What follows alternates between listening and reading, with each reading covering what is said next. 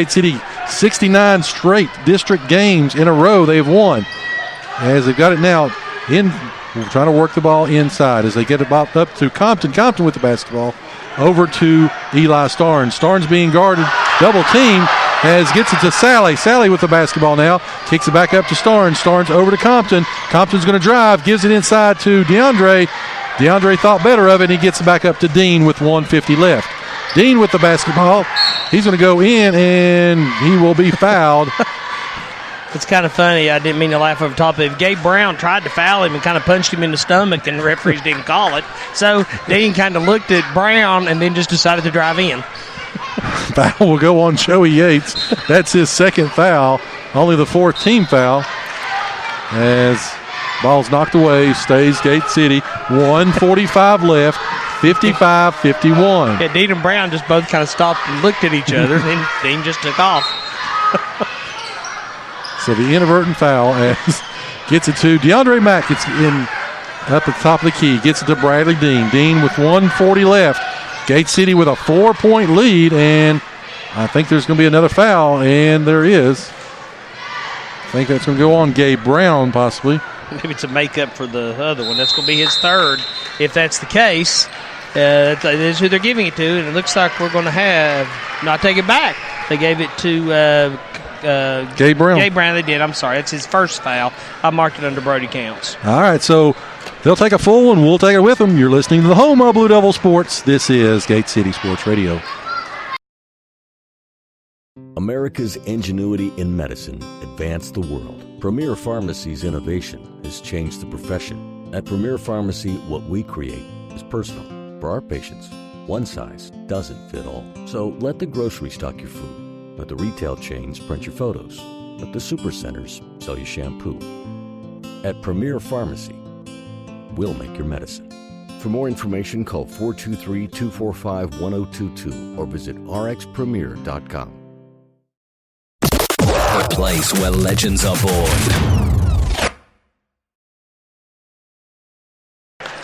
And we're back here live from Flintwood, Virginia, again on the campus of Ridgeview High School. Beautiful facility and a good ball game here tonight. 55-51, 1:38 left. Gate City will inbound the basketball. Again, Ridgeview's got a couple fouls to give still, and they try to work the ball. They got it to DeAndre Mack. Mack gets it to Compton. Compton gets it out to Sally. Sally over to Eli Starnes. Starnes to Dean. Dean is fouled. That's going to go against Cannon Hill, 6'2" freshman. As you like to say, you can't take them home with you. Of course, if they're going to foul, would you think you would want to foul Bradley Dean, which is shooting close to 90% from the free throw line, or would you want to try to get somebody else on the line? Seems like they're waiting to foul Dean when he gets the basketball. As it got to Eli, now they're going to foul, and that's going to go against number 32. That is Gabe Brown, and that will only be his second. It's been a pretty clean game by both teams, other than the 5 walks or carries. So to the line will be Eli Starnes. Again, Starnes on the season looks like he's shooting 86% from the free throw line. Shots up, shots good. 1:22 left. Gate City leads 56-51. Starnes' second shot's up, and it's good. 57-51. 3 for 4 on the night for Eli on the free throws. Not a bad night. So here comes Ridgeview now with 1:15 left on the clock. It's a 6-point game. As they try to work it around, they've got it over in the corner. It's going to be to Gates. Yates is going to go baseline. Shots up, no good. It's going to be out of bounds, and it's going to go over to Gate City.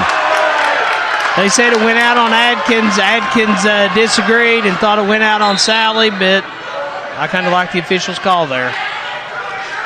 Back into the ball game comes your man Harry Gant, as well as number 13 Cannon Hill. They're going to go full court pressure on him. 1:07 left. Gets the ball to Compton. Compton will be fouled by Cannon Hill, and they go to the line shooting a 1-and-1. 57-51. Gate City with the advantage. 65 seconds left in the ball game. Coming back in will be number 10, Austin Mullins, and number 23, Joey Yates for Ridgeview. Compton's been decent on the line this year. Shooting's at 73%, I believe. First shot's up. No good. Rebounded by Adkins. Here comes the Wolfpack. Bringing the ball up will be Austin Mullins. Mullins with the basketball. He's going to try to get it to Brown. Brown's going to pull from 3. Shots up, no good. Rebounded by Adkins. Adkins, ball knocked away, stolen by Gate City. Bradley Dean with the basketball, and he will be fouled by Trenton Adkins. That's going to be Adkins' second foul. Again, now we're starting to get into some bonus and almost double bonus. How long is this 45 seconds going to take? We shall see, as long as we make our free throws. Dean shooting 82% from the line, misses the first. You got to quit saying stuff like that. Here comes Ridgeview now. Ridgeview with the basketball. Gabe Brown, he gets it up. That's going to go to Counts. Kicks it back over to Brown. Kicks it inside to Adkins. Adkins works the ball, gets it right back out to Brown. They did not call the walk that time. Nope. Gets it over to Yates. Yates back over. That's going to go to Counts. Counts shots up, no good. Rebounded by Bradley Dean with 20 seconds left. And they will foul Dean with 16 seconds left. Ridgeview used a lot of time right there with no production. And it's a 6-point lead with Bradley Dean going to the line. It's going to be on Joey Yates, which will be his third. 16 seconds left. Dean eyes the first. Shots up. Shots good. We're in double bonus time, so they will be shooting 2 each time the rest of the way. 58-51. Second shot's up, and it's good. 8-point advantage. Here comes Ridgeview. Gabe Brown, he's going to get it over to Counts. Counts over to Mullins. Mullins with a 3. Shots up and good, and they're going to call for time. Ridgeview team doesn't want to go away, but there's 8 seconds left exactly on the clock, and it's a 5-point game. They're going to take a full timeout as your man Harry Gant as well as Cannon Hill checks in. Chris, stat-wise, what are you thinking? I'm thinking Ridgeview has dominated this half in terms of the rebounds. Right now, I think Gate City, I may have left out my tally marks. I've got them with 19, give or take. But Ridgeview is at 31 on the rebounds. They're going to have to do better than that, just quite honestly. They can. There's hasn't shown up tonight, their defense. This has not been Gate City's best game of the season. They played well enough to win, but just well enough to win. You know, don't know if they're looking ahead possibly that matchup with Dobbs-Bennett or Wise Central coming up too. Of course, this is kind of, we looked at the schedule and talked with Coach Vermillion and thought this might be a little bit of a tricky situation, some of these back-to-back nights. Well, I was wondering how Gate City would respond tomorrow after playing tonight, and then I found out that Dobbins-Bennett is playing Daniel Boone tonight, which is not going to be a cakewalk for them. It is in the Dome, but so both teams will probably be a little tired tomorrow. As Gate City will inbound the basketball, Adkins will pick up Dean, and there will be a foul assessed with 5.2 seconds left, 59-54. So with the 5-point lead, 5 seconds left. Dean's on the line. I'd feel really good if he makes this first shot. I'm sure he would too. Shots up. Shots good. Feeling pretty good. 60-54. Again, Gate City coming averaging 68 points per game, so they're a little bit below their average. As Dean's second shot's up. Second shot is good. 61-54, 5 seconds left. As bringing the ball down, Ridgeview shoots, shots up, no good, and that will be the ball game. It wasn't easy, but Gate City picks up their 70th consecutive Mountain 7 district win. 61-54. We'll take a break, come back. We'll have the James River Advisors post-game show.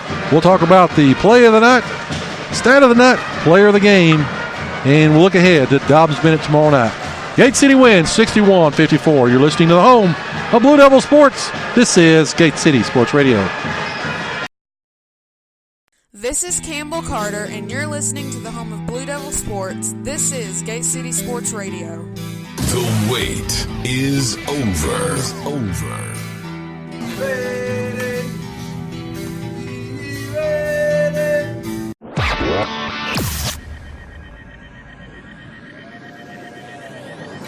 You are listening to the home of Blue Devil Sports. This is Gate City Sports Radio.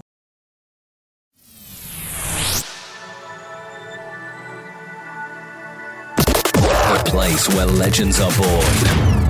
You are listening to the home of Blue Devil Sports. This is Gate City Sports Radio. 61-54. Gate City leaves here at 4-0 in conference play, 7-4 overall. Chris, have you got stats together, or do we need another break? I got it. Well enough to flood my way through it anyway. You demand. All right, I've got Bradley Dean with 33 points, 6 rebounds, 3 steals. Luke Reed, 7 points, 6 rebounds, and a steal. Really good defensive night, I thought, for Luke. Eli Starnes, 3 points, 2 rebounds. John Compton, 9 points, 3 steals. Andrew Hensley, 5 points. DeAndre Mack with 2 points, a rebound, and a steal. John Sally with a couple of points and 2 rebounds. Matthew Ghost with a rebound, and Isaac Vincent with a rebound and a steal. No jump balls in the game. Very depressed about that. And the stat that really stands out to me, and it's not a good one, Joe, 19 rebounds I had for Gate City, which is unofficial, 31 for Ridgeview. They almost doubled them up. We're going to go with that as the stat of the night. Again, brought to you by the law office of Jesse Walker McMurray. Again, want to say thank you to him. Again, great sponsorship of Gate City Athletics. Yeah, Chris, that's when we start getting into some of these other games with, they can't do that tomorrow night and come out with a win against a good Dobbs-Bennett team or a Wise Central team or a good rejuvenated Lehigh team next Friday or next Tuesday. Excuse me. So, I hope you're right, and maybe they were looking ahead. I don't know. They played well. They scored almost their average. I'm kind of surprised they let Ridgeview hang around like they did. Well, and like we talked about, they jumped out to that quick lead in the first quarter. Everything was sort of hitting on all cylinders, and then it kind of just never could pull away from more than 7 points. Well, and they got away from their game plan, started throwing up the threes, and the threes weren't working. Then they came back to it, pulled away again, got away from their game plan. Ridgeview always managed to keep it, within 5 or 6 points, it seems like, the whole game. So credit to Ridgeview's coaching staff. They coached a good game. It's a good group. They're 8-5 now. They're 0-3 in conference play, but still, yet they've still got 8 wins on the season. That's an 0-3 team. That's an 0-3 in the district. Gate City now at 4-0. That's the best 0-3 team I've ever seen. So, again, of course, after Dobbs-Bennett tomorrow, and, of course, I kind of worry about that because that's a non-district game. Don't know. Of course, I think there'll be some rivalry there, but still yet looking ahead to that Wise Central game on Tuesday. Then they get a little bit of a break. They won't play until the next Tuesday at Lehigh. Now, once they hit that, they've hit the halfway mark of the district. Then everything else will revert back. Of course, then we will host Ridgeview. We'll host Abington. We'll have to travel to Wise Central. We'll have to travel to Union. And then, of course, we'll have John Battle and everything like that. So, all right. So, Chris, let's talk about the Colonial Funeral Home play of the night. Again, brought to you by Colonial Funeral Home in Weber City. Couple nominees, and I'll defer to the big man to make the choice. First nomination, I guess you'd call it the first quarter. Reed's tip in at the buzzer. Yep. Would you call that first quarter or second quarter?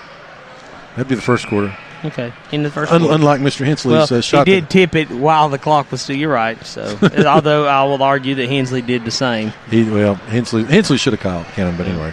All right, so Reed's tipping at the buzzer at the end of the first period, or 1:28 in the second. All 5 players touched the ball, passing it around, and somehow the other, Reed was wide open inside as they swung it around the perimeter. Everybody pulled out on that and forgot about poor old Luke Reed in there wide open. So your choice. Reed's got it either way. Reed's got it either way. So I mean, really, we can, so it's going to be a tie tonight. So let's just say Reed just is Reed. the play of the game. That was